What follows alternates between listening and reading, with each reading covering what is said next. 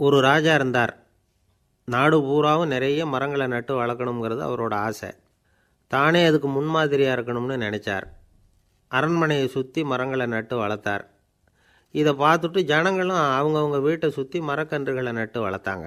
கொஞ்ச காலத்தில் ஊர் பூரா பசுமையாக மாறிச்சு. எல்லாருக்கும் சந்தோஷமாக இருந்தது. இது ஒரு பக்கம் இருக்கட்டும். இப்போ நான் சொல்ல போகிற கதை வேறு. அதாவது அந்த ராஜா ஒரு நாள் தன்னுடைய அரண்மனையை சுற்றி இருக்கிற விதவிதமான மரங்களை எல்லாம் போய் பார்த்தார். எப்படி இருக்கிறீங்க அப்படின்னு ஒவ்வொரு மரத்துக்கிட்டையும் விசாரித்தாராம். எந்த மரமும் சந்தோஷமாக இருக்கிறதா தெரியல. அதுக்கும் மனசில் ஒரு குறை. முதல்ல ஆலமரத்துக்கிட்ட போனார். அது சொல்லிச்சு, மண்ணா நான் நல்லா பெருசாக வளர்ந்துருக்கிறேன், அடர்த்தியாக இருக்கிறேன், கிளையெல்லாம் 4 பக்கமும் நல்லா படர்ந்து தான் இருக்குது, இருந்தாலும் எந்த பிரயோஜனமும் இருக்கிறதா தெரியல. எனக்கு என்னுடைய பழம்லாம் ரொம்ப சின்னதாக இருக்குது, என் கண்ணுக்கு சரியாக புறப்பட மாட்டேங்குது. நான் இருக்கிற சைஸுக்கு என்னுடைய கிளையில் இருக்கிற பழம்லாம் எவ்வளோ பெருசாக இருக்கணும், அது இத்தினூண்டு இருக்கிறது எனக்கு பெரிய அவமானமாக இருக்குது. இப்படி இங்கே நின்றுக்கிட்டு இருக்கிறதே ரொம்ப கூச்சமாக இருக்குது. ஒரு நல்ல புயல் வந்ததுன்னா பேசாமல் சாஞ்சு விடலாமான்னு பார்க்குறேன் அப்படின்னு புலம்புது ஆலமரம். சரி இருக்கட்டும்னு நினச்சிக்கிட்டு ராஜா அடுத்தபடியாக ஒரு அத்தி மரத்துக்கிட்ட போனார். அதுவும் புலம்ப ஆரம்பிச்சிட்டுது.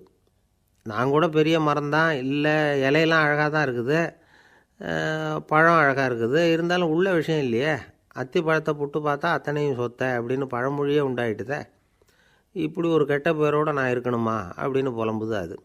சரி இது இருக்கட்டும் அப்படின்னு சொல்லி அடுத்தபடியாக வேப்ப மரத்துக்கிட்ட போனார். அது தன்னுடைய வேதனையை வெளியிட்டது. எனக்கு எவ்வளவோ மருத்துவ குணங்கள்லாம் இருக்கிறதா சொல்லிக்கிறாங்க, இருந்தாலும் என்ன பிரயோஜனம், என்னுடைய பழத்தை மனிதர்கள் யாரும் விரும்பி சாப்பிட்றது இல்லையே அப்படின்னுது. ராஜா அடுத்தாப்புல இருந்த ஒரு பனை மரத்துக்கிட்ட போனார். நான் நல்லா உயரமாக தான் வளர்ந்துருக்கிறேன், மற்ற மரங்கள்லாம் என்னை அண்ணாந்து தான் பார்க்கணும், இருந்தாலும் என்கிட்ட நிழலுக்காக யாரும் ஒதுங்கிறது இல்லையே அப்படின்னுது. என்ன இது எல்லா மரமும் இப்படி திருப்தி இல்லாமல் இருந்துக்கிட்டு இருக்குதே அப்படின்னு நினச்சிக்கிட்டே ராஜா அடுத்தபடியாக அங்கே இருந்த ஒரு பைன் மரத்துக்கிட்ட போனார். அழகாக உயரமாக பசுமையாக தான் இருந்தது, ஆனால் பழமோ பூவோ கிடையாது. அதை நினச்சி அது வருத்தப்பட்டுக்கிட்டு இருக்குது.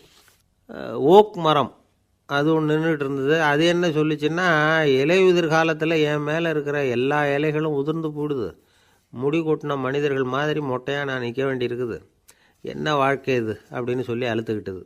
சரி புளிய மரம் என்ன சொல்லுது பார்ப்போம்னு அதுக்கிட்ட போனால், என்னுடைய நிழலில் யாருமே தங்க மாட்டாங்க, உடம்புக்கு சூடுன்னு ஒதுங்கி போயிடுவாங்க, அடிமரத்தை பார்த்திங்கன்னா பட்டையெல்லாம் உறிஞ்சி பார்க்குறதுக்கே கேவலமாக இருப்பேன் அப்படின்னுது அது.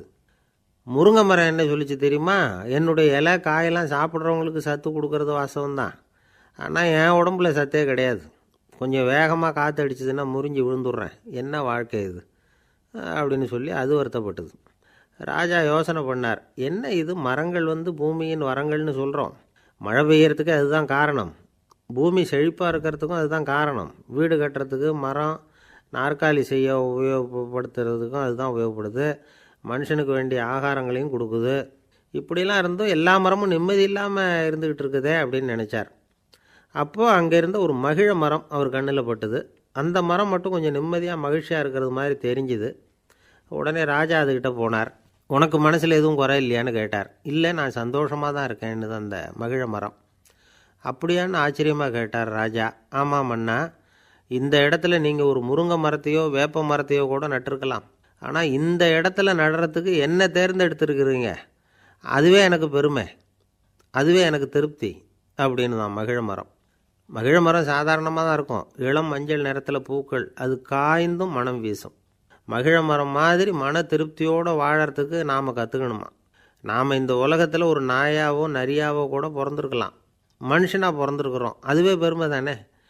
இந்த நிறைவு தான் மகிழ்ச்சியின் ரகசியம். ஒரு பையன் அப்பா கிட்ட போய், அப்பா நீங்கள் இந்த உலகத்தில் ஒரு மனுஷனாக பிறந்தது என்னோட அதிர்ஷ்டம் நானா. ஏண்டா அப்படி சொல்கிறேன்னு இருக்கார் அப்பா.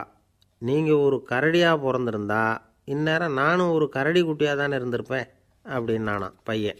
இந்த உலகத்தில் நாம் நல்லபடியாக இருக்கணும்னா அதுக்கு முக்கியமாக தேவைப்படுறது 2. ஒன்று செல்வம், இன்னொன்று அறிவு.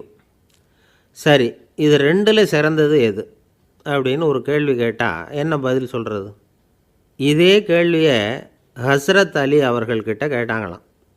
அவர் ஒரு பெரிய அறிஞர். கேள்வி கேட்டவங்களும் சாதாரண ஆட்கள் இல்லை, இவங்களும் அறிஞர்கள். ஒரு நாள் ஹஸ்ரத் அலி அவர்கள்கிட்ட 10 அறிஞர்கள் வந்தாங்களாம்.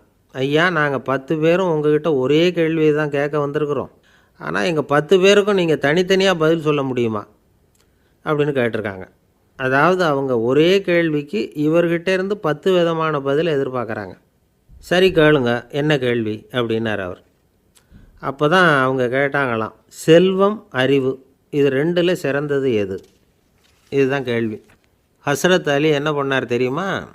அவங்கள ஒவ்வொருத்தராக கூப்பிட்டார். ஒவ்வொரு விதமான பதிலை சொல்லி அனுப்புனார்.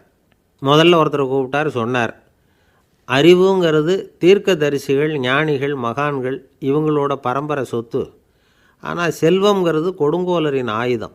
அதனால் அறிவு தான் சிறந்தது அப்படின்னார். ரெண்டாவது ஆளை கூப்பிட்டார். உங்ககிட்ட செல்வம் இருந்தால் நீங்கள் தான் அதை காப்பாற்றணும். ஆனால் அறிவு உங்களை எப்பவும் காப்பாற்றும். ஆகவே அறிவு தான் சிறந்தது அப்படின்னார். மூணாவது ஆளை கூப்பிட்டார். செல்வந்தனுக்கு எப்போதும் விரோதிகள் அதிகம், ஆனால் அறிஞனுக்கு நண்பர்கள் அதிகம். அதனால் அறிவு தான் சிறந்ததுன்னார். அடுத்தவரை கூப்பிட்டார்.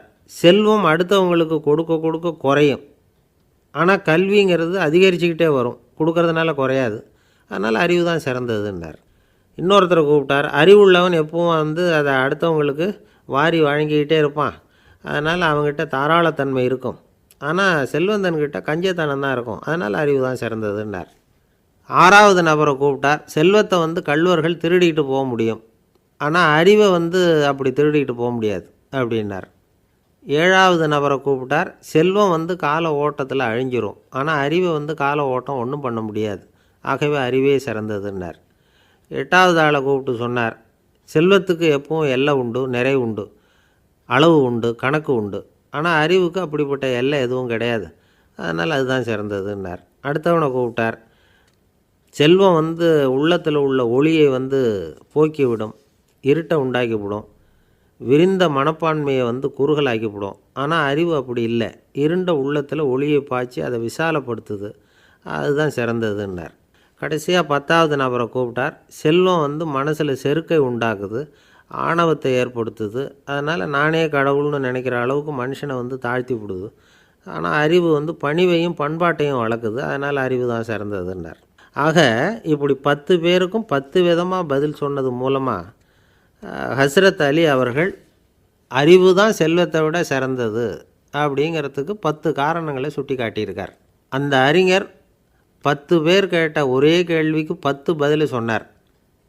நமக்கு வேண்டிய ஒருத்தர் 10 பேர் கேட்ட கேள்விக்கு ஒரே பதில் சொல்லி சமாளித்தார். கேள்வி என்ன தெரியுமா? என்கிட்ட வாங்கின கடனை எப்போயா திருப்பி கொடுக்க போகிறேன்? இதுதான் அந்த 10 பேரும் கேட்ட ஒரே கேள்வி. இந்த மாதம் 26ஆம் தேதி தந்துடுறேன் அப்படிங்கிற ஒரே பதில் சொல்லி அவ்வளவு பேரையும் இவர் அனுப்பி வச்சுட்டாராம்.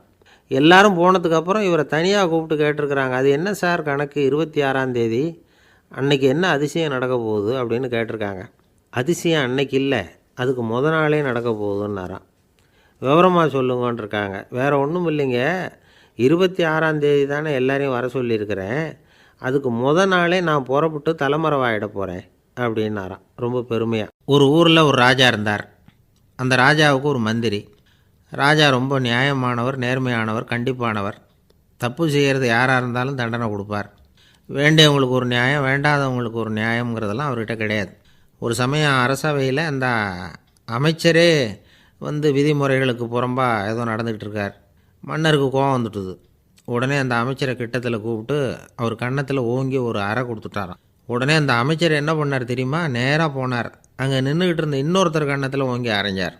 அறை வாங்கினவர் திகைச்சு போயிட்டார். இவர் ஏன் நம்மளை அரைகிறார் அப்படின்னு யோசனை பண்ணார். மன்னரும் திகைச்சு போயிட்டார். நாம் இவரை அரைஞ்சா அதுக்காக இவர் போய் இன்னொருத்தரை அரையணுமா அப்படின்னு யோசனை பண்ணார்.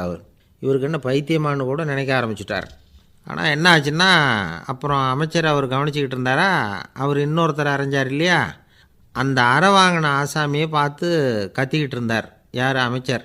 ஏன்பா என்கிட்ட அறையை வாங்கிக்கிட்டு இப்படி விவரம் இல்லாமல் நின்றுக்கிட்டு இருக்கிறியே, நான் உனக்கு கொடுத்ததை நீ வேறு யாருக்கிட்டையாவது கொடுத்துரு அப்படின்னார்.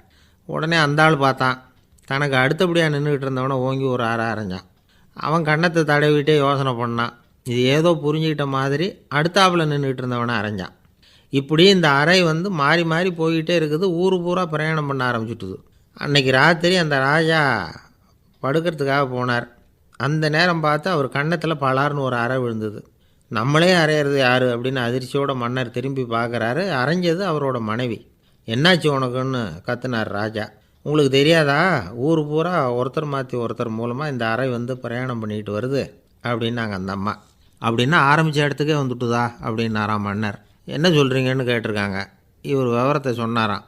அப்படின்னா நீங்கள் ஆரம்பித்து வச்ச இந்த விளையாட்டை நான் முடிச்சு வச்சுட்டேன் அப்படின்னாங்களாம் அந்த அம்மா. மறுநாள் காலை மறுபடியும் அரசவை கூடிச்சு அந்த அமைச்சர் மன்னரை பார்த்து கேட்டார், என்ன மகாராஜா, என்கிட்ட கொடுத்ததை திருப்பி வாங்கிட்டீங்களா அப்படின்னாராம். இப்படி நடக்கும்னு நான் எதிர்பார்க்கவே இல்லைன்னார் மன்னர். ஆனால் நான் எதிர்பார்த்தேன். அது எங்கே போயிட போகுது, ஊர் பூரா சுற்றி கடைசியில் உங்ககிட்ட தான் வந்து சேரும் அப்படிங்கிறது எனக்கு தெரியும் அப்படின்னார் அமைச்சர். இந்த கதை வந்து வேடிக்கையாக இருந்தால் கூட இதில் உள்ள கருத்து முக்கியமானது. இந்த உலகத்தில் பல கருத்துக்கள் இப்படி தான் மாறி மாறி சுற்றி வந்துக்கிட்டே இருக்குது. நம்மளும் ஒருத்தன் தன்னுடைய நண்பன் ஒருத்தனை கடத்தெருவில் பார்த்தான். உடனே ஓடி போய் பலார்னு ஒரு அறை கொடுத்தானா. அவன் கண்ணத்தை தடவிட்டு ஏன்டா என்னை அரைஞ்சேன்னு கேட்டிருக்கான். நீ ஏன்டா என்னை முட்டாள்னு என் மனைவிட்ட போய் சொன்னேன் அப்படின்ட்டுருக்கான் அவன். உன்னை ஒரு முட்டாள்னு சொன்னதுக்காகவா நீ என்னை அரைஞ்சே அப்படின்னு கேட்டிருக்கான் இவன். டேய், நான் அதுக்காக அறையலப்பா, அது ஒரு பெரிய ரகசியம் நான் முட்டாளுங்கிறது. அந்த ரகசியத்தை நீ வந்து ஏன் எங்கள் வீட்டில் போய் சொன்னேன், அதுக்காக தான் அரைஞ்சேன் அப்படின்னு நானும் அவன். துருக்மேனியாவில் அஷ்காபாத் அப்படின்னு ஒரு நகரத்தில் ஒரு புவியியல் விஞ்ஞானி இருந்தார். அவர் ஒரு நாய்க்குட்டி வளர்த்தார். ஒரு நாள் முன்னிரவு நேரம் ஒரு மேஜைக்கு முன்னாடி உட்காந்து அந்த விஞ்ஞானி ஏதோ கணக்கு போட்டுக்கிட்டு இருக்கிறார். அவருக்கு ஒரு சின்ன பெண் குழந்தை, அது தொட்டிலில் தூங்கிட்டு இருக்குது. அந்த நாய்க்குட்டியும் ஒரு மூலையில் படுத்து அது பாட்டுக்கு தூங்கிட்டு இருந்தது. ஒரே அமைதி. அந்த நேரத்தில் திடீர்னு அந்த நாய்க்குட்டி துள்ளி எழுந்திரிச்சிது. நேராக குழந்தைகிட்ட ஓடிச்சு. அந்த குழந்தைய அது போட்டிருந்த ட்ரெஸ்ஸோடு சேர்த்து கவ்வி தூக்குச்சு. தூக்கிக்கிட்டு வாசல் பக்கம் ஓடிச்சு. நாய்க்குட்டி குழந்தைய கவ்வி தூக்க முடியுமாங்கிற சந்தேகம் உங்களுக்கு இல்லையா? நீங்கள் வந்து நம்ம ஊர் நாய்க்குட்டியவே பார்த்து பழக்கப்பட்டிருக்கீங்க, அதனால் நம்புறதுக்கு சிரமமாக இருக்கும். அந்த ஊர்லெலாம் அது வந்து ரொம்ப ஸ்ட்ராங்காக இருக்கும், ஒரு ஏதோ கண்ணுக்குட்டி மாதிரி இருக்கும். விஞ்ஞானி அதை பார்த்துட்டார். உடனே அந்த நாய்க்கு வந்து வெறி பிடிச்சிட்டுதுன்னு முடிவு பண்ணிவிட்டு தன்னோட கை துப்பாக்கி எடுத்துக்கிட்டு ஓடி வந்தார். அவர் வெளியில் வந்து நாய்க்குட்டி எங்கே அப்படின்னு பார்த்து தேடுறார். அந்த நேரத்தில் அந்த வீடு வந்து இடிஞ்சு விழுது. காரணம் பூமி அதிர்ச்சி. இப்படி பூமி அதிர்ச்சி உண்டாக போகுதுங்கிறது அந்த நாய்க்குட்டிக்கு முன்னாடியே தெரிஞ்சு போச்சு. அதுதான் குழந்தைய தூக்கிட்டு வெளியில் ஓடி வந்திருக்குது. அது மூலமாக அந்த குடும்பத்தையே காப்பாற்றிருக்குது அந்த நாய்க்குட்டி. இந்த சம்பவம் நடக்கிறதுக்கு 3 நாளைக்கு முன்னாடியே சில பிராணிகளுக்கு இப்படி நடக்க போகுதுங்கிறது தெரிஞ்சிருக்குதான். ஆமாம், அந்த நகரத்தில் 3 நாளைக்கு முன்னாடியே பாம்பு, பல்லி இதெல்லாம் அது தங்கியிருந்த வலையை விட்டு வெளியில் ஓடி வந்துட்டுது. அதே மாதிரி அங்கே இருந்த புறாவெல்லாம் பறந்து போயிடுச்சான். இதே மாதிரி யுகோஸ்லோவியாவில் கூட ஒரு நகரம், அங்கே ஒரு நாள் ராத்திரி ஒரு மிருக காட்சி சாலையில் திடீர்னு ஒரு பெரிய கலவரம், கூச்சல், குழப்பம். அங்கே இருந்த கழுதை, புலி, யானை, பறவை எல்லாம் கண்ணாபின்னான்னு கத்த ஆரம்பிச்சுட்டுது. நேர் யானை அதுக்குன்னு போடப்பட்டிருந்த தடுப்பையே தாண்டி குதித்து வெளியில் வந்துட்டு தான். மறுநாள் தான் எல்லாருக்கும் விஷயம் புரிஞ்சுது. அடுத்த நாள் காலையில் அங்கே பூமி அதிர்ச்சி உண்டாயிட்டுது. இப்போ பாருங்கள், அதாவது மனுஷனை போய் தீர்க்கதரிசி அது இதுன்னு சொல்லிகிட்டு இருக்கிறோம். இவனை விட அது பரவாயில்லைன்னு தோணுது. அதாவது மிருகங்கள் ஒன்று நடக்க போகுதுங்கிறத முன்னாடியே புரிஞ்சுக்குதே. சரி, இதெல்லாம் எப்படி அது முன்கூட்டி புரிஞ்சுக்குது? அதுதான் படைப்பு ரகசியம். அதை கண்டுபிடிக்கிறதுக்கு தான் மனுஷன் வந்து ஆராய்ச்சி பண்ணிகிட்டு இருக்கிறான். விஞ்ஞானிகளோட ஆராய்ச்சியெல்லாம் ஒரு பக்கம் இருக்கட்டும், வீட்டுக்குள்ளேயே சில ஆராய்ச்சி பண்ணி பாருங்களேன். இப்போ சில யோசனை சொல்லி அதை சோதனை பண்ணி பாருங்க அப்படின்னு ஒருத்தர் சொன்னாராம். அதாவது இப்போ மழை வருமா வராதா அப்படின்னு தெரிஞ்சுக்கணுமா, உடனே ஒரு பூனைக்குட்டி பின்னாடியே மெதுவாக போய் அது என்ன செய்யுதுன்னு கவனித்து பார்க்கணும். பூனைக்குட்டி தன்னோட பாதத்தினால சுகத்தில் வந்து அப்படி கீறிக்கிட்டு இருக்கும். அப்படி கீறினா கண்டிப்பாக மழை வரும். சில சமயம் பூனைக்குட்டி அப்படி மல்லாந்து படுத்துக்கிட்டு பாதத்தை உயர தூக்கும், அப்படியும் எப்படியும் புரளும். இப்படி செஞ்சதுன்னா அன்னைக்கும் மழை இருக்காது. அதனால் முன்னாடி இருந்தது மழை வர்றதுக்கு அறிகுறி, இது மழை இல்லைங்கிறதுக்கு அறிகுறி. பறவைகள், பிராணிகள் இதுகளோட நடவடிக்கைகளை பார்த்துட்டு அதையெல்லாம் அடிப்படையாக வச்சு தான் காலநிலையை கண்டுபிடிக்கிற கருவிகளை கண்டுபிடிச்சிருக்கிறாங்க. வாத்து இருக்குல்ல, சில சமயம் தன்னோட அழகை தன்னோட இறகுகளில் அப்படியே புதைச்சிக்கும். அப்படி செஞ்சால் குளிர்காலம் வரப்போகுதுன்னு அர்த்தம். பருவநிலை குளிராக மாறப்போகுதுங்கிறதுக்கு இதுதான் அறிகுறி. சிட்டுக்குருவி இருக்குதுல்ல, அதெல்லாம் புழுதியில் உழுந்து புரளும், சிறகுகளை வந்து படபடன்னு அடிச்சுக்கும். அப்படி செஞ்சால் மழை வரப்போகுதுன்னு அர்த்தம். ஒன்று மட்டும் நாம் நல்லா தெரிஞ்சுக்கணும், இயற்கையின் சீற்றம்னு சொல்கிறோம் இல்லையா, இயற்கை ஏன் நம்ம மேலே கோவப்படுது? இயற்கையை நாம் அனுசரித்து போகிறதில்ல, அதனால் கோவப்படுது. காடுகளை அழிக்கப்படாது, விலங்குகளை கொல்லக்கூடாது, இயற்கை ஏற்படுத்தி வச்சுருக்கிற சமநிலையை கெடுக்கக்கூடாது. அதை புரிஞ்சுக்கிட்டு வாழ்ந்தோம்னா பூமியும் நடுங்காது, நாமளும் நடுங்க வேண்டிய அவசியம் இருக்காது. ஒருத்தர் இருந்தார், சாராய கடைக்கு போனாராம், நிறைய சாப்பிட்டார். அப்புறம் சொன்னார், இது ரொம்ப அற்புதமான சரக்கு போல் இருக்குது. உள்ளே போன உடனே இந்த பூமியே நடுங்கிறது மாதிரி இருக்குது எனக்கு அப்படின்னாராம். இதுக்கு கடைக்காரர் சொல்லியிருக்கார், நீங்கள் சாப்பிட்டது வெறும் பச்சை தண்ணி தாங்க, இப்போ ஏற்பட்டிருக்கிறது நிஜம் பூமி அதிர்ச்சி அப்படின்னாராம். ஒரு ஊரில் ஒரு ராஜா இருந்தார். அவர் ஒரு பூனை வளர்த்தார். ரொம்ப செல்லமாக அவர் அந்த பூனையை வளர்த்தார். அவர் என்ன பண்ணுவார் தெரியுமா? இரவு நேரத்தில் அந்த பூனையோட தலையில் ஒரு விளக்கை வச்சுருவார். அந்த பூனை ரொம்ப ஜாக்கிரதையாக அந்த விளக்கு கீழே விழுந்துடாமல் பார்த்துக்கும். தலையை ஆட்டாமல் ரொம்ப நிதானமாக ராஜா பின்னாடி நடந்து போய்கிட்டே இருக்கும். அந்த விளக்கு வெளிச்சத்தில் எல்லா வேலைகளையும் செஞ்சுருவார். கையில் ஒரு விளக்கை தனியாக எடுத்துகிட்டு போக வேண்டிய அவசியமே இல்லை. விளக்கை தூக்கிட்டு போகிற வேலையை அந்த பூனை பார்த்துக்கும். அதனால் ராஜாவுக்கு அந்த பூனை மேலே ரொம்ப பிரியம். மந்திரிகளையெல்லாம் கூப்பிட்டு அவங்கக்கிட்ட சொல்லுவார், பார்த்தீங்களா இந்த பூனை எவ்வளவு விசுவாசமாக நடக்குது, என் பேரில் எவ்வளவு மரியாதை பார்த்தீங்களா அதுக்கு அப்படிம்பார். இதை கேட்டுவிட்டு அங்கேருந்து அமைச்சர்களில் ஒருத்தர் சொன்னார், மன்னா நீங்கள் சொல்கிறது சரிதான், இருந்தாலும் இந்த பூனையோட விசுவாசத்தை நாம் கொஞ்சம் சோதித்து பார்க்க வேண்டியிருக்கு அப்படின்னாராம்.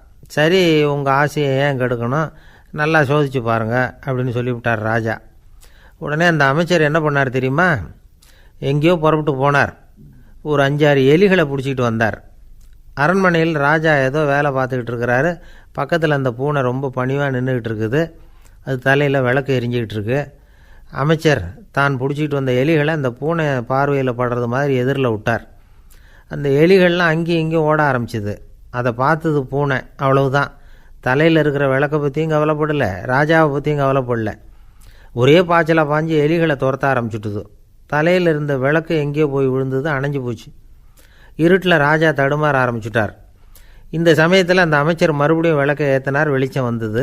அதுக்கப்புறம் அந்த அமைச்சர் பேசினார், அரசே, பூனையோட விசுவாசத்தை பார்த்தீங்களா? எலி அது கண்ணில் படுற வரைக்கும் தான் விசுவாசமாக இருந்தது. அது மாதிரி எலியை பார்த்ததும் எல்லாத்தையும் விட்டுட்டு அதை துரத்த ஆரம்பிச்சுட்டு பார்த்தீங்களா? தான் அந்த பூனையை பற்றி நினச்சது தப்புங்கிறது அதுக்கப்புறம் தான் அந்த ராஜாவுக்கு புரிஞ்சுதான். சரி, இப்போ எதுக்கு இந்த கதையெல்லாம் அப்படிங்கிறீங்களா? இந்த பூனை மாதிரி தான் நம்ம மனசும். மனசை எவ்வளவு தான் பயிற்சி கொடுத்து பக்குவமாக வச்சுருந்தாலும் பார்க்குறதுக்கு பரமசாது மாதிரி தான் இருக்கும். பார்க்க வேண்டியதை பார்த்துட்டுதுன்னா பாஞ்சிரும். இந்த பூனை மாதிரி புலன் இன்ப பொருள்கள் கிட்டாத வரைக்கும் மனம் அடங்கி இருக்கிறது மாதிரி தான் தெரியும். கொஞ்சம் வாய்ப்பு கிடைச்சாலும் அது குதிக்க ஆரம்பிச்சிடும், தப்பு பண்ண ஆரம்பிச்சிடும். பெரிய பெரிய முனிவர்கள் வாழ்க்கையில் நடந்த வீழ்ச்சி இதை தான் நிரூபிக்குது. புலன்களின் ஆற்றல் அதிகம். அதனால் மனக்கட்டுப்பாடு பயிற்சிகளில் ரொம்ப எச்சரிக்கையாக இருக்கணுங்கிறார் சுவாமி சிவானந்தர். மது பழக்கத்தையே விட்டுவிட்டேன்னு உறுதியாக இருப்பான். கடை கண்ணில் பட்டுவிட்டுதுன்னா கால் அவனை கேட்காமலே இழுத்துக்கிட்டு உள்ளே போயிடும். இதுதான் மனசுங்கிறது. அதுதான் அந்த ராஜா வளர்த்த பூனை. நம்மால் ஒருத்தன் அந்த ராஜா பூனை தலையில் விளக்க வச்சது மாதிரி இவன் தன்னுடைய தலையிலேயே ஒரு விளக்கை ஏற்றி வச்சுக்கிட்டு என்னத்தையோ தேட ஆரம்பித்தான். தேடிக்கிட்டு இருக்கிறான். தலையை ஆட்டாமல் நிதானமாக நடந்து ரொம்ப நேரமாக தேடிகிட்டு இருக்கிறான். அந்த சமயம் அங்கே வந்த ஒருத்தர், என்னத்தை தேடுறீங்கன்னு கேட்டார். அதுதான் மறந்து போச்சு அப்படின்னு இழுத்தான். சரி, கொஞ்சம் இப்படி உட்காருங்க, ஞாபகம் வந்ததும் தேட ஆரம்பிக்கலாம் அப்படின்னார் அவர். இவன் கொஞ்ச நேரம் உட்காந்து யோசித்தான். அப்புறம் திடீர்னு எழுந்திரிச்சான். ஞாபகம் வந்துட்டுதுன்னா. என்னன்னு கேட்டார். எங்கள் வீட்டில் இருந்த விளக்கை எங்கே வச்சேன்னு தெரியல, அதை தான் தேடிக்கிட்டு இருக்கிறேன், ஏற்றி வைக்கலாம்னு பார்க்குறேன் அப்படின்னா. பக்தின்னு சொல்கிறோம் இல்லையா, அது 3 வகைப்படும் அப்படிங்கிறார் ஒரு பெரியவர். அது என்ன 3 வகைன்னா, தெய்வ பக்தி, அடியார்கள் பக்தி, குரு பக்தி. அடியார் பக்தியை விட தெய்வ பக்தியை விட குரு பக்தி தான் ரொம்பவும் சிறந்ததுங்கிறார் அவர். தெய்வத்துக்கிட்ட செஞ்ச பாவம் குருநாதர்கிட்ட தீர்ந்துருமா. குருநாதர்கிட்ட செஞ்ச பாவம் தெய்வத்துக்கிட்ட போனாலும் தீராதான். இப்படி பெரியவங்கள்லாம் சொல்லி வச்சுருக்கிறாங்க. ஒரு காடு, அங்கே அயோத தௌமியர் அப்படின்னு ஒரு தபோதனர். அவர் பல மாணவர்களை ஒன்றா சேர்த்து ஒரு குருகுலம் நடத்திக்கிட்டு இருக்கிறார். பல தரப்பட்டவங்க, பல திறப்பட்டவங்க மாணவர்கள் அதில் சேர்ந்து படிச்சுக்கிட்டு இருக்கிறாங்க. பாஞ்சால ராஜகுமாரன் ஒருத்தனும் அந்த குருகுலத்தில் சேர்ந்து படிச்சுக்கிட்டு இருக்கிறான். அவன் பேர் ஆருணி. பெரிய இடத்து புள்ள, இருந்தாலும் படுப்பில் ரொம்ப கெட்டிக்காரனாக இருந்தான். அவன் தான் அங்கே முதல் மாணவன். ஒரு நாள் குருநாதர் அந்த அரசகுமாரனை கூப்பிட்டார். நம்ம குருகுலத்துக்கு சொந்தமான வயலில் தண்ணீர் பெருகி வெள்ளம் பயிரை அழிக்குதான், அதனால் நீ போய் மடையை அடைச்சிட்டு வந்துரு அப்படின்னார். அந்த அரசகுமாரன் உடனே புறப்பட்டான். குருநாதர் சொல்லிட்டார்ல, உடனே புறப்பட்டான். நான் பெரிய இடத்து பிள்ளையாச்சே, ராஜகுமாரனாச்சே, ரொம்ப செல்வாக்கூட வளர்ந்தவனாச்சே, நான் போய் வயலில் இறங்கி வேலை செய்கிறதா அப்படின்னுலாம் அவன் நினைக்கல. குருநாதர் கட்டளையை நிறைவேற்ற வேண்டியது நம்ம கடமை அப்படின்னு நினச்சான். உடனே ஒரு மண்வெட்டியை தூக்கி தோளில் வச்சுக்கிட்டு புறப்பட்டு போயிட்டான். வயலுக்கு போனான். பார்த்தான், தண்ணி கரையை உடச்சிக்கிட்டு வயலுக்குள்ளே ஏகமாக பாஞ்சிக்கிட்டு இருக்குது. இவன் மண்வெட்டியால் களிமண்ணை புல்லோடு சேர்த்து புல் பற்ற மாதிரி வெட்டி வெட்டி போட்டான். இருந்தாலும் மடையை அடைக்க முடியல. தண்ணி அதை மீறி வந்துக்கிட்டே இருக்குது. தண்ணி வேகமாக வயலுக்குள்ளே போய்கிட்டே இருக்குது. போடுற பத்தையெல்லாம் கரைஞ்சி கரைஞ்சி போயிட்டுருக்கு. இருந்தாலும் இவன் தன்னுடைய முயற்சியை கைவிடலை. வெட்டி வெட்டி போட்டுக்கிட்டே இருக்கிறான். காலையில் அங்கே போனவன் சாயந்தரம் வரைக்கும் இப்படி செஞ்சுக்கிட்டு இருக்கிறான். உடம்பும் மனசும் ரொம்பவும் சோர்ந்து போச்சு. இருந்தாலும் குருநாதர் இட்ட கட்டளையை நிறைவேற்றாமல் இருக்கிறோமேங்கிற ஒரு குறை அவனுக்கு இருக்குது. குரு கட்டளையை நிறைவேற்றாத நான் இன்னமும் இருக்கணுமா அப்படின்னு யோசனை பண்ண ஆரம்பிச்சிட்டான். என்ன செய்யலாம்னு பார்த்தான். நம்ம குருநாதர் இட்ட பணிக்காக இந்த உடம்பையே தியாகம் பண்ணலாம் அப்படின்னு முடிவு பண்ணான். தண்ணி பாயுதில் அதுக்கு குறுக்க விழுந்து அப்படியே மடையை அடைச்சிக்கிட்டு அப்படியே படுத்துட்டான். இது மற்றவங்களுக்கு தெரியாது. அன்னைக்கு ராத்திரி ஒரு விளக்கு முன்னாடி உட்காந்து குருநாதர் பிள்ளைங்களுக்கு பாடம் சொல்லி கொடுத்துக்கிட்டு இருக்கிறார். முதல் வரிசையில் இருக்கக்கூடிய ராஜகுமாரனை காணலை. நம்ம ஆருணி எங்கே போனா அப்படின்னு சொல்லி மற்ற மாணவர்களை விசாரித்தார். இப்போ அவங்க சொன்னாங்க, சுவாமி அவன் காலையில் வயலுக்கு மடையை அடைக்கிறதுக்காக போனான், நீங்கள் தான் போக சொன்னீங்க, இன்னும் திரும்பி வரல அப்படின்னு ஒரு பையன். குருநாதர் உடனே ஒரு தீவெட்டி எடுத்துக்கிட்டு மாணவர்களை அழைச்சிக்கிட்டு வயலுக்கு போனார். அங்கே போய் பார்த்தா ஆளை காணும். ஆருணி ஆருணின்னு சொல்லி சத்தம் போட்டு கூப்பிட்டு பார்க்குறார். நான் இங்கே இருக்கேன் குருநாதா அப்படின்னு காலுக்கு அடியிலேருந்து ஒரு சத்தம் வருது. குனிஞ்சு பார்த்தா அவன் மடையில் படுத்துருக்குறான். என்னப்பா இதுன்னார். காலையிலேருந்து இந்த மடையை அடைச்சி பார்த்தேன் சுவாமி, முடியல, அதனால் இப்படி குறுக்க படுத்துட்டேன். என்னை தாண்டறதுக்கு பயந்து போய் தண்ணியை தேங்கி நின்றுட்டுது அப்படின்னா. அவனுடைய குரு பக்தியையும் அவனை தாண்டறதுக்கு அஞ்சு நிற்கிற தண்ணி தேக்கத்தையும் பார்த்துட்டு எல்லாரும் ரொம்ப ஆச்சரியப்பட்டு போயிட்டாங்களாம். ஆருணி எழுந்திரிச்சு வா அப்படின்னு கூப்பிட்டாரான் குருநாதர். அவன் தண்ணீரை பொழந்துக்கிட்டு எழுந்திரிச்சு வந்தானான். அதனால் அவனுக்கு உத்தாலகன் அப்படின்னு ஒரு பேர். உத்தாலகன்னா தண்ணீரை பிளந்தவன் அர்த்தம். அந்த உத்தாலகன் மாதிரி இந்த காலத்து மாணவர்களுக்கும் குரு பக்தி வேணும் அப்படின்னு சொன்னோம் ஒரு பள்ளிக்கூடத்தில். உடனே நிறைய மாணவர்கள் எழுந்திரிச்சு நின்னாங்க. சார், நீங்கள் எங்களை இன்னமும் சரியாக புரிஞ்சுக்கலன்னு நினைக்கிறோம். அன்னைக்காவது ஒருத்தன் அப்படி இருந்தான், இன்றைக்கி ஏகப்பட்ட உத்தாலகர்கள் இருக்கிறோம். எங்கள் வாத்தியார் கட்டளை இட்டால் இப்போவே அது மாதிரி வயலுக்கு போய் மடையில் குறுக்கப்படுத்துக்கிறதுக்கு இந்த வகுப்பில் உள்ள அத்தனை பேரும் தயாராக இருக்கிறோம் அப்படின்னாங்க. அப்படியா அப்படின்னு சொல்லி கேட்டோம் ரொம்ப சந்தோஷமாக. ஒருத்தன் ரொம்ப அடக்கமாக எழுந்திரிச்சான். அப்புறம் சொன்னான், ஆமாம் சார், வகுப்பில் இவர் நடத்துகிற பாடத்தை கேட்டுக்கிட்டு இருக்கிறத விட பேசாமல் போய் மடையில் படுத்துடுறது ஒன்றும் கஷ்டமான காரியமாக இருக்காது, அதனால தான் எல்லோரும் அங்கே போகிறேன்னு சொல்கிறோம் அப்படிங்கிறான்.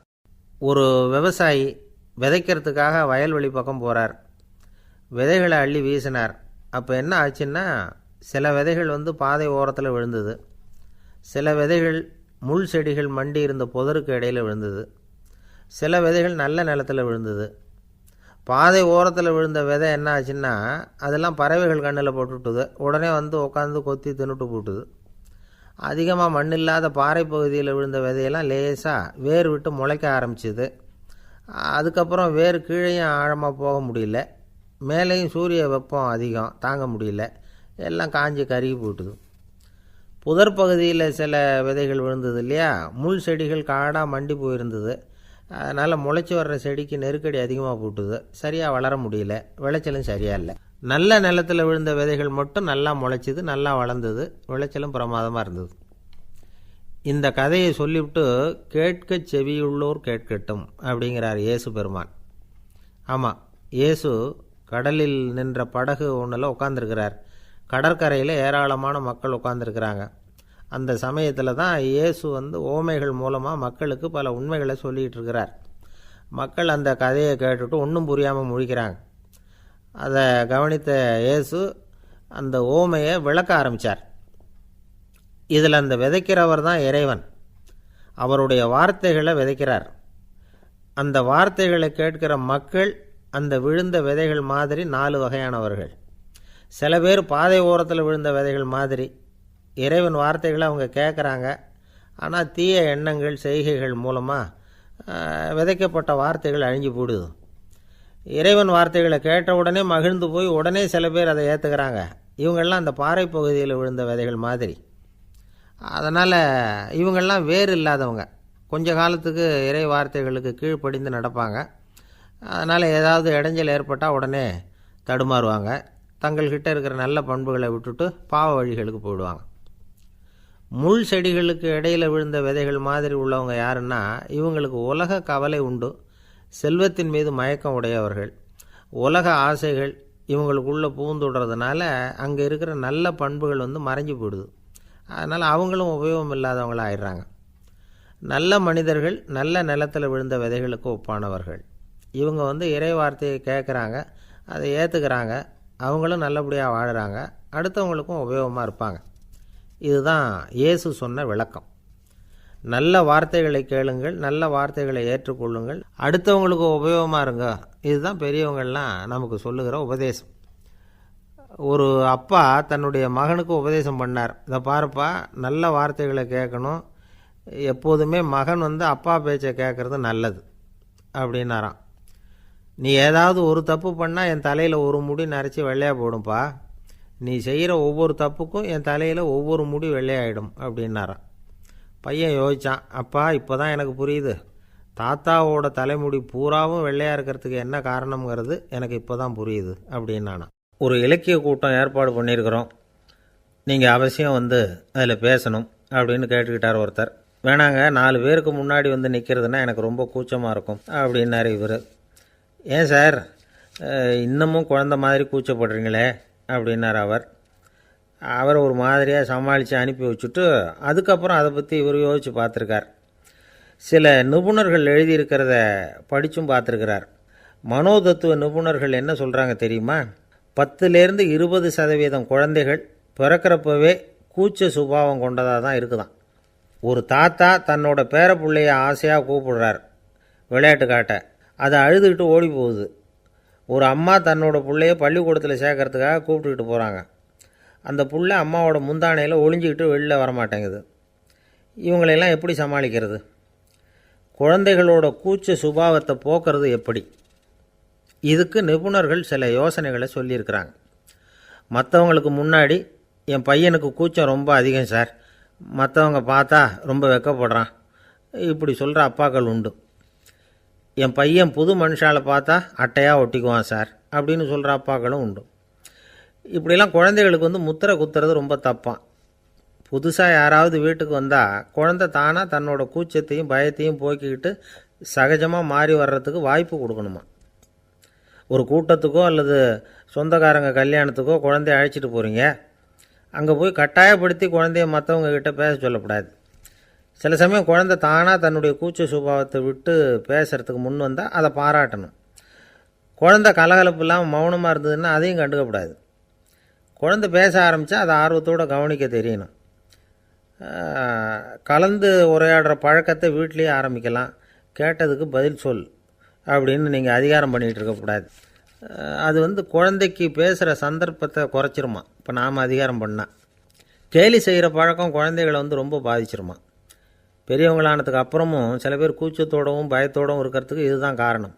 சின்ன வயசில் அவங்கெல்லாம் ஏதாவது கேலிக்கு ஆளாகி இருப்பாங்க. 2வது குழந்தை மூத்த குழந்தைய கேலிக்கு ஆளாகிற சந்தர்ப்பங்களை கண்டு கேலி பண்ணினா அது இளம் நெஞ்சங்களை விட்டு நீங்கிறதே இல்லையா. எப்பவும் குழந்தையோட நடை உடை பாவனைகளை பற்றி சொல்லிக்கிட்டே இருக்கக்கூடாதான். அதுவே கூச்ச சுபாவத்தை கொண்டுட்டு வந்துடுமா. அப்பா எங்கேன்னு யாராவது கேட்டால் இது மாதிரி இன்ன காரியத்துக்காக வெளியில் போயிருக்கார், இத்தனை மணிக்கு திரும்பி வருவார் அப்படின்னு சொல்கிற அளவுக்கு குழந்தைகளை பழக்கப்படுத்தி வைக்கணும். ஃபோன்லேயே யாராவது விசாரித்தா கூட இது மாதிரி பதில் சொல்லு அப்படின்னு சொல்லணும். சின்ன சின்ன மீட்டிங்கில் 4 வார்த்தை பேச தயார் பண்ணலாம். ஒரு கடையிலையோ அல்லது ஹோட்டல்லையோ ஏதாவது விவரம் கேட்கணும்னா உங்கள் குழந்தைய தைரியமாக அனுப்புங்க. குழந்தைகள் பணிவாகவும் பொறுமையாகவும் விவரம் கேட்குறப்போ கூச்ச சுபாவம் தானாக போயிடும். சின்ன வயசுலேயே இப்படிலாம் பழக்கப்படுத்தினா தான் வருங்காலத்தில் தைரியமாக இந்த சமுதாயத்தில் வாழ முடியும். இல்லைன்னா 60 வயசுலேயும் அடுப்பங்கரையை விட்டு வெளில வர்றதுக்கு கூச்சப்பட்டுக்கிட்டு தான் இருக்க வேண்டியிருக்கும். இந்த காலத்து பிள்ளைங்க எவ்வளவோ பரவாயில்ல, எதுக்கும் தயங்கிறதில்ல, கூச்சப்படுறதில்ல. ஒரு அம்மா அடுப்பங்கரையிலேருந்து சத்தம் போட்டாங்க. டேய் ராமு, தயவு பண்ணி அந்த டிவியை நிறுத்துறா. அந்த பெண்ணோட குரல் மகா மோசம். அடுப்பங்கரையில் இருக்கிற என்னாலேயே அதை சகிச்சிக்க முடியல அப்படின்னாங்களாம். உடனே பையன் கொஞ்சம் கூட தயங்காமல் பதில் சொல்கிறான். அம்மா, இந்த குரல் டிவியிலேருந்து வரல, எதிர்த்த விட்டு மாமி தான் இங்கே